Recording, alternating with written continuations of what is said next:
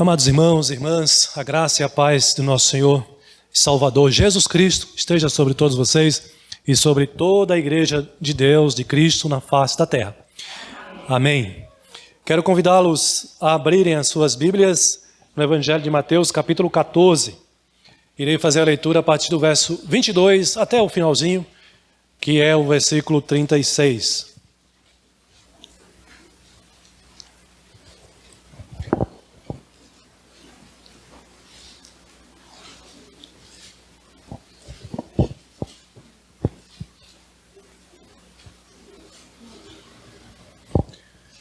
E quero falar com os irmãos nessa noite, dizendo que a falta de fé confunde e afasta o homem de Deus.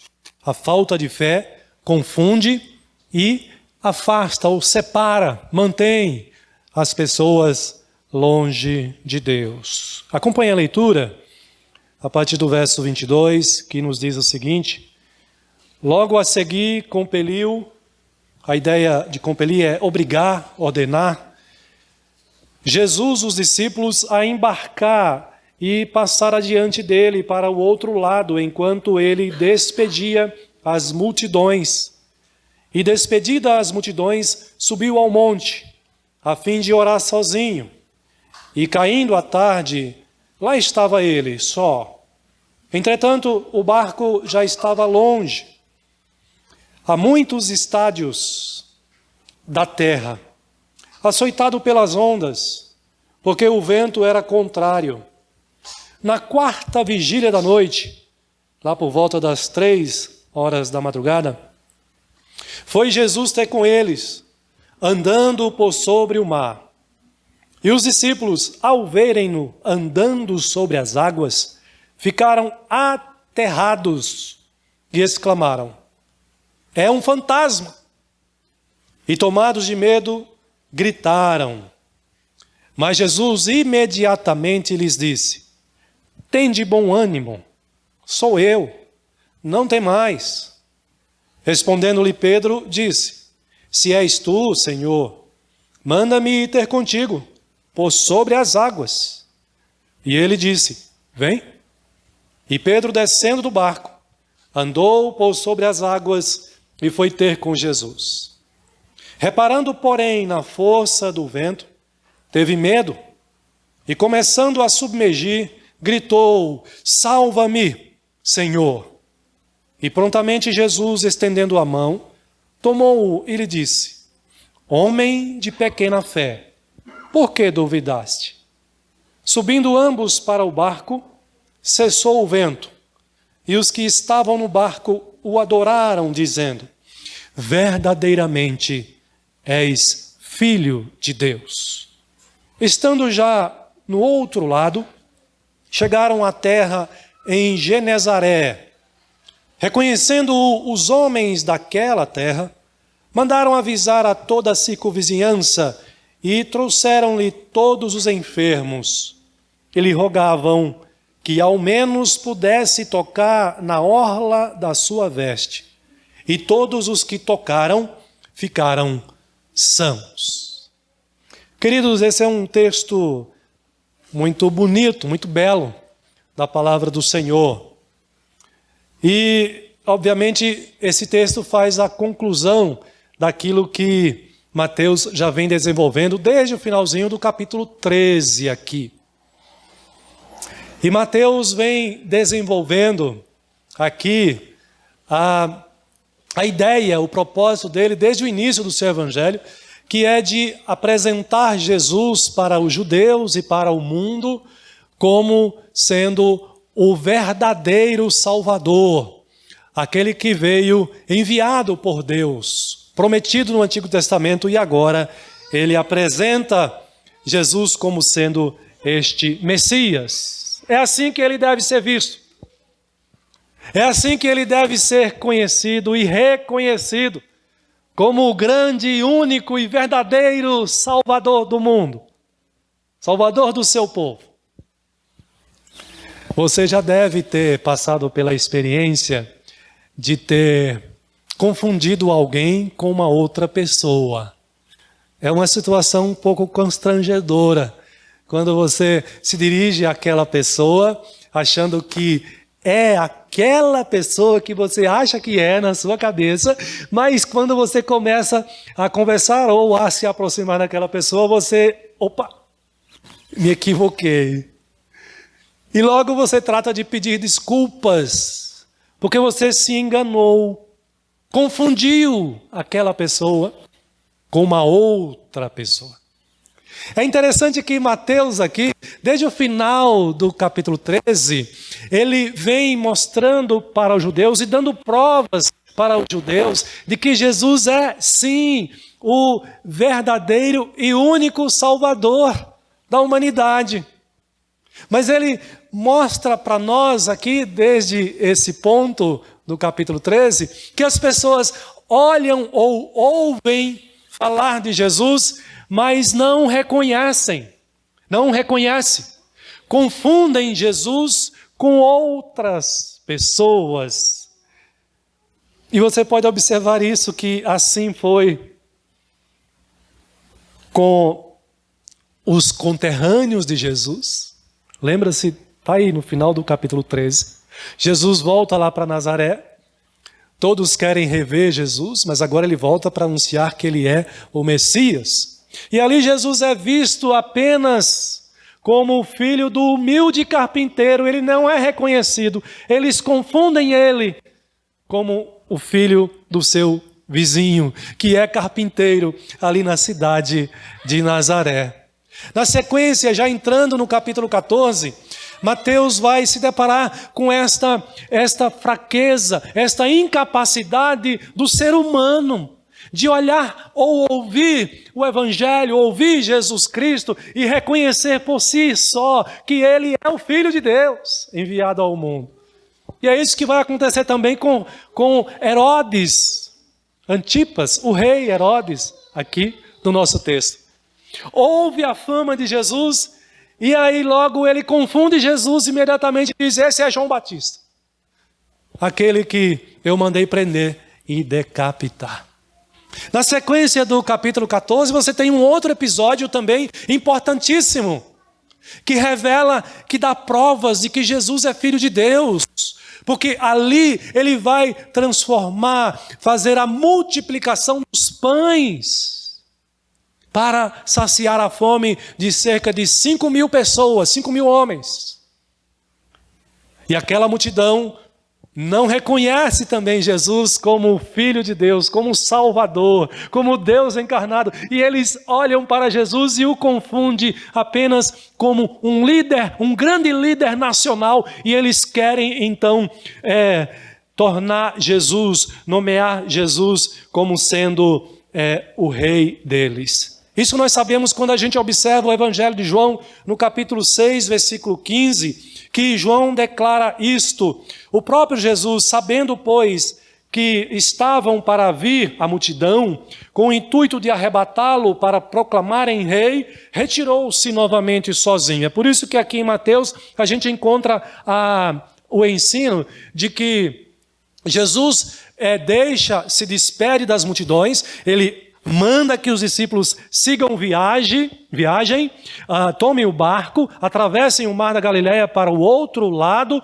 enquanto ele fica para se despedir das multidões. Na verdade, Jesus não quer que os discípulos sejam influenciados por essa tentativa, porque eles já tinham essa tendência também de verem Jesus como o grande libertador da nação de Israel, do poder do Império de Roma, do Império Romano. E então ele acalma a multidão, afasta-se da multidão. Veja, ao confundirem Jesus, há um distanciamento. Jesus se afasta deles e vai para o monte, sozinho, deixando-os ali. E agora, irmãos, nós nos deparamos com os próprios discípulos de Jesus, aqui no nosso texto, no capítulo 14, a partir do verso 22, em que eles também fazem confusão. Eles olham para Jesus e confundem Jesus. E para piorar a situação, não confundem com uma outra pessoa. Diz o texto que eles confundem Jesus com um fantasma. Tente se colocar no lugar dos discípulos de Jesus. Eles estão atravessando um mar. À noite. Uma tempestade forte. Vento contrário à direção que eles estavam seguindo. Se debatendo ali naquele barquinho. Já com muito medo de irem a pique. De afundarem com o seu barco. E os barcos daquela época diferente dos barcos de hoje. E para piorar a situação, eles olham a certa distância e veem uma pessoa andando sobre as águas em sua direção. E diz Mateus que eles ficaram aterrorizados, porque eles confundiram Jesus com fantasma. É possível que eles já tinham ouvido histórias sobre fantasmas que surgiam e levavam para as profundezas os navegantes que por ali passavam. Histórias contadas. Aqui estamos tratando de pessoas acostumadas à vida no mar, de pescaria. E certamente eles ouviram muitas histórias. E agora são tomados, se deparam com esta situação. E dizem que Jesus é um fantasma. Confundem Jesus. A diferença é que os discípulos são os discípulos de Jesus. Nós estamos falando agora não mais de Herodes, não mais daquela multidão que está na sinagoga e confundem Jesus com o filho do carpinteiro, não mais da grande multidão que foi alvo do milagre da multiplicação dos pães. Nós estamos falando de pessoas crentes, de pessoas que têm fé, que dão um testemunho de fé, pessoas como eu e você. Mas que nos ensina essa passagem, com eles nós também não estamos isentos de, por vezes, confundir Jesus com outras pessoas ou até coisas diante de nós. Meus irmãos, eu entendo que esse texto nos traz essa grande lição, nos serve de uma grande advertência. Porque eu entendo que nós, como cristãos, convertidos, reformados, o nosso conhecimento que temos de Jesus Cristo ainda é muito pequeno. Nós precisamos conhecê-lo mais intimamente e mais profundamente. E esta é a solução, este é o caminho para que os filhos de Deus, para que os cristãos não confundam Jesus com outras pessoas. E assim se distanciem deles. O caminho é buscar conhecê-lo cada dia mais pela sua palavra, pela sua intimidade com o Senhor, para não corrermos o risco de confundir Jesus com fantasmas. A situação aqui dos discípulos foi uma situação de grande provação. A escuridão da noite, sozinhos, sem o seu Senhor, que o mandou seguir viagem, separados do seu mestre, enfrentando uma tempestade, e agora se acham diante de alguém andando sobre as águas. Estão sendo provados. Mas Jesus os acalma e se revela para eles, apesar da confusão que eles fizeram, para a sua vergonha e a sua humilhação. Revelando assim também a sua incapacidade de por eles mesmos, assim como nós também, de reconhecermos a Jesus na sua plenitude, porque como seres humanos, pecadores que somos, nós carecemos da assistência do Espírito Santo para nos iluminar iluminar a nossa mente, inclinar o nosso coração para conhecer e amar profundamente a esse Jesus que é maravilhoso, que é tremendo. Jesus acalma os discípulos e diz: sou eu. Tende bom ânimo. A palavra bom ânimo aqui significa tenham coragem. Não fiquem aí desesperados, atemorizados.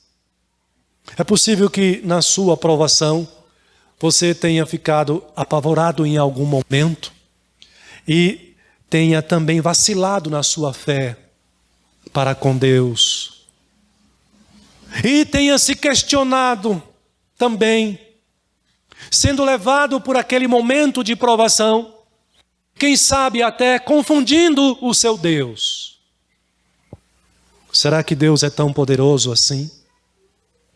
Será que Deus é onisciente a ponto de ouvir a minha oração? Será que Ele de fato me ama, como Ele diz na sua palavra? E por que eu estou passando por isso nesse momento? Jesus diz para os apóstolos, sou eu. E Pedro então diz, Senhor, se és tu, manda que eu vá a teu encontro.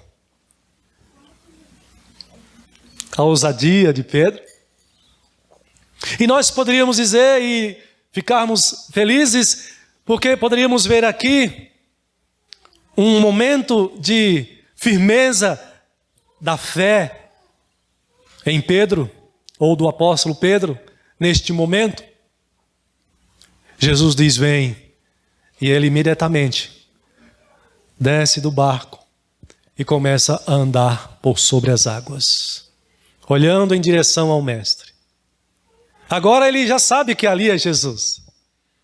Ele não está mais confundindo Jesus com um fantasma.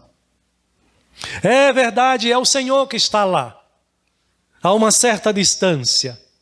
E ele sai então caminhando por sobre as águas, igual Jesus estava andando por sobre as águas também. Mas o texto nos diz, meus irmãos, que num determinado momento, certamente já quando ele estava próximo de Jesus, ele desvia o seu olhar do Salvador e volta a sua atenção para o tumulto das águas, para a tempestade.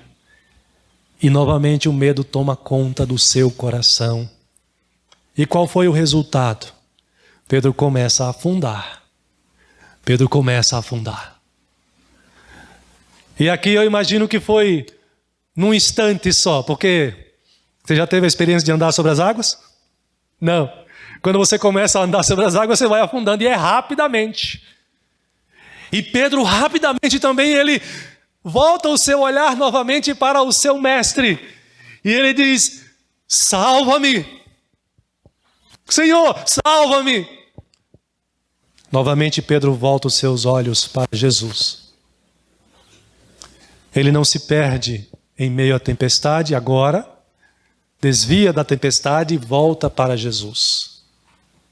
E o texto diz que Jesus imediatamente o toma pela mão e o salva.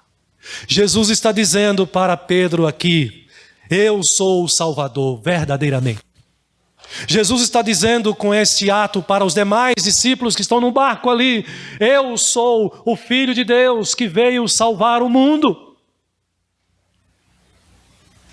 O próprio Mateus, quando inicia o seu evangelho, lá no capítulo 1, versículo 21, ele vai revelar, o anjo vai revelar Jesus, e diz que este menino se chamará Jesus, porque ele veio para salvar o seu povo dos pecados deles. Quando você olha para Jesus, quem você vê? Quem é o teu Jesus? É aquele que foi assunto aos céus, vitoriosamente? O teu Jesus é aquele que está à destra de Deus agora, intercedendo por nós? O teu Jesus é aquele que virá nas nuvens, revestido de poder e glória, cercado dos anjos, das milícias celestiais. Quem é o teu Jesus? Quando você olha para Jesus, você de fato vê o Salvador, vê o Deus Todo-Poderoso, vê aquele que foi enviado por Deus como Filho de Deus para salvar o mundo, salvando a sua vida. Para muitas pessoas nos dias de hoje, muitas pessoas estão confundindo Jesus. Talvez para alguns, eles olham para Jesus ou eles ouvem falar de Jesus, mas Jesus não passa ainda do bebê numa manjedoura. Quem é Jesus para você? Ah, o menino Jesus é tão lindo, é tão fofo, é tão belo. Talvez para outros, Jesus é aquele que ainda está crucificado. Quem é Jesus para você? Jesus é este aqui, preso no crucifixo. Para outros, Jesus é a sua sorte ou o seu azar. Mas para você que conhece a palavra de Deus, você deve reconhecer que Jesus é o verdadeiro Salvador. Somente Ele tem poder para salvar o seu povo dos pecados deles. E como crentes e como filhos de Deus, nós não podemos confundir Jesus com outro qualquer ou com outra coisa qualquer. Ele não é um fantasma. Ele não é apenas o filho do carpinteiro.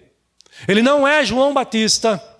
E ele não é o libertador da nação de Israel. Ele é muito mais do que isso. Os israelitas, a multidão, olhou para Jesus e viu nele o potencial de alguém que poderia libertar a nação de Israel. Eles não entenderam que aquele que estava diante deles tem o potencial de libertar o mundo da corrupção do pecado, do poder de Satanás, da imperfeição que há pela contaminação do pecado e transformar este céu e esta terra em um mundo perfeito. Esse é o verdadeiro Jesus, o Filho de Deus.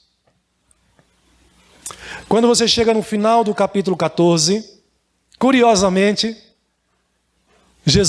Mateus narra que Jesus finalmente chega a um lugar que é revelado para nós como Genezaré. Genezaré é um pequeno vilarejo. Ele não está mais ali em Nazaré, que era uma cidade pequena também, mas tinha importância, porque ele ali foi criado. Ele não está ali mais próximo, provavelmente, da residência do rei Herodes Antipas. Não, agora ele chega num pequeno vilarejo. Pessoas humildes. E como ele é recebido neste lugar? Você observou no texto? Ali Jesus não foi confundido.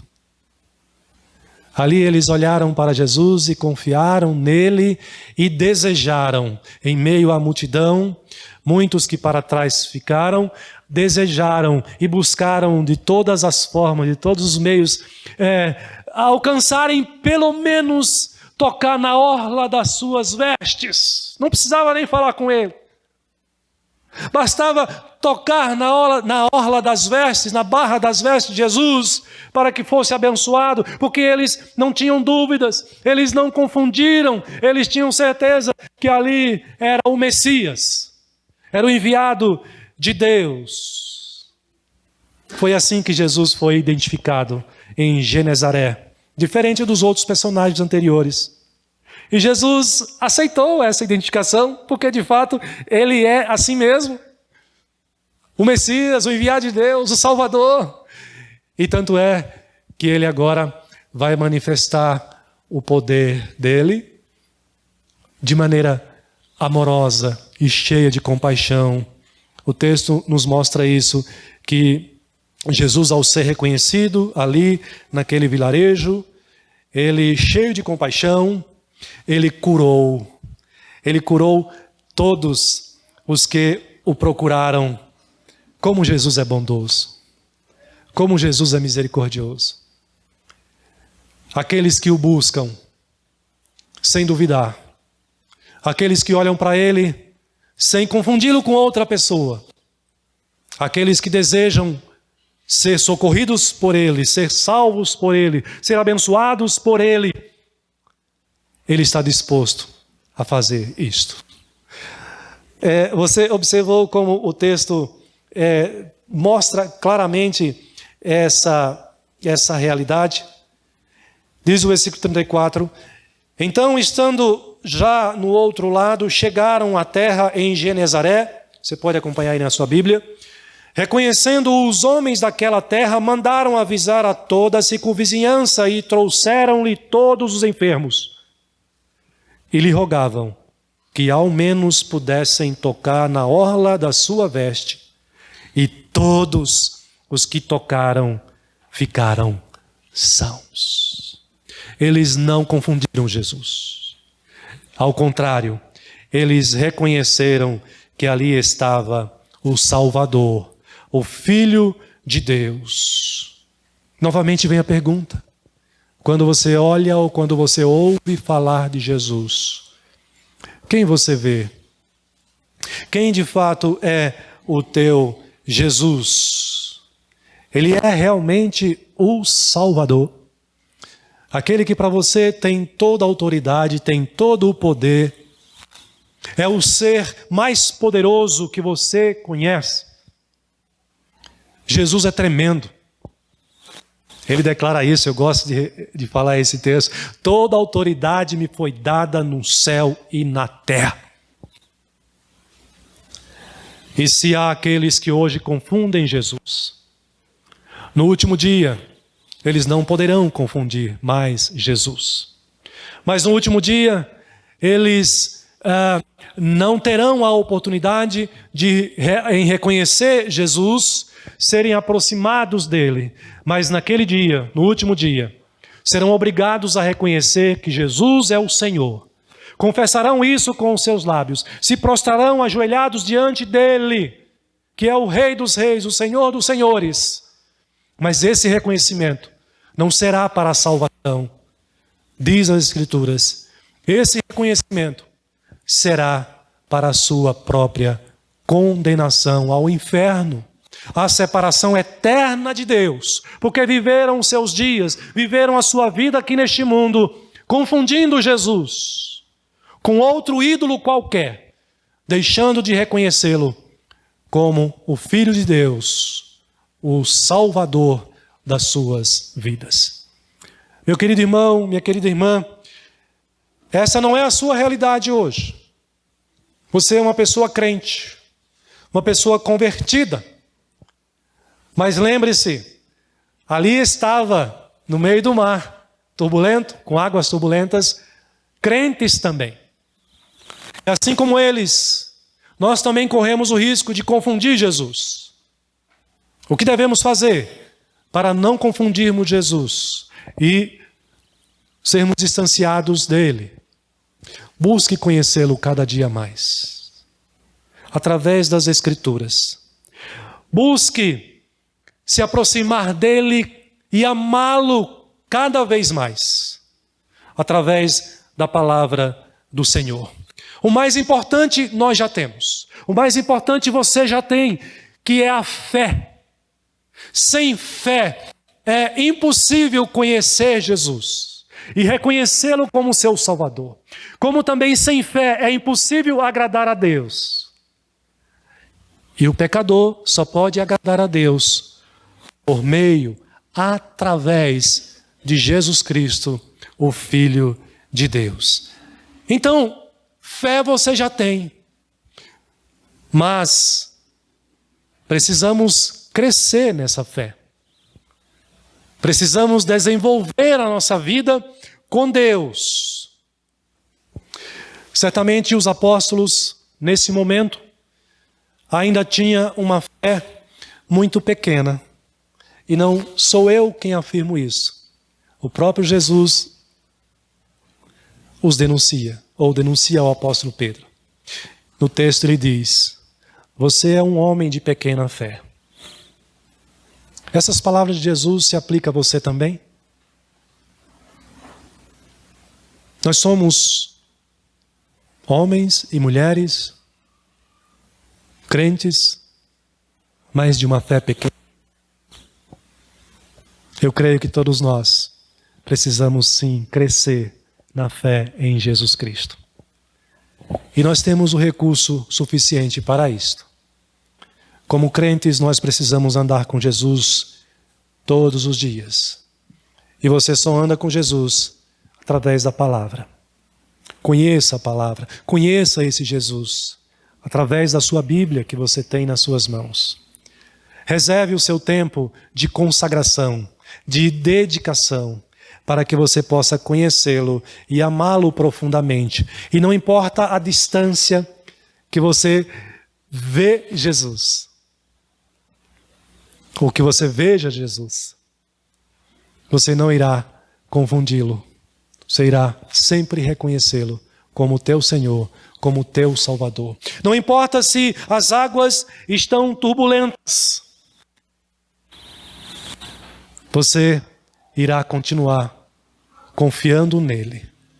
Curiosamente, né? Quem foi que mandou eles tomarem o barco e atravessar o mar? Jesus. Mas eles, carecendo de uma fé amadurecida, se esqueceram disso. Aquele que mandou eles atravessarem o mar, certamente não esqueceria deles. Jesus, sendo onisciente, sabia o que estava acontecendo. Mas uma fé fraca não apenas esquece-se de que a sua vida está sendo conduzida por Jesus e que Ele está ciente de todas as coisas, mas quando chega na provação, olha para o que está acontecendo à sua volta e começa a afundar. Mas sendo um crente, ele vai sempre voltar para Jesus em busca de socorro. Meus irmãos, certamente, todos nós precisamos crescer na fé cada vez mais. Eu suspeito que a nossa fé não esteja muito diferente da fé do apóstolo Pedro e desses. Através desse texto, Jesus nos chama a sermos mais maduros na fé. Desenvolva a sua fé. Cresça na fé. Clame ao Espírito de Deus para fortalecer a sua fé. E aliás, o próprio apóstolo nos exorta que nós devemos fazer isso antes que o dia mau chegue. Antes que chegue a tempestade e você se encontre no meio do mar, afundando sobre águas turbulentas. Que o Senhor nos fortaleça a cada dia. Eu tenho orado pela igreja, tenho orado por mim, tenho orado por nós, para que o Senhor aumente a nossa fé e que nos faça amá-lo profundamente, conhecê-lo cada vez mais e nos entregarmos a Ele todos os dias da nossa vida, vivendo para a sua honra e para a sua glória. Quando um crente confunde Jesus, ele desonra Jesus. Quando ele o reconhece diante de si, ele o glorifica, ele o honra. Quando ele confia e segue adiante, confiando, ele honra, ele exalta o Senhor. Que Deus abençoe assim a vida dos irmãos e irmãs, cada vez mais fazendo-nos crescer nessa fé bendita. Amém.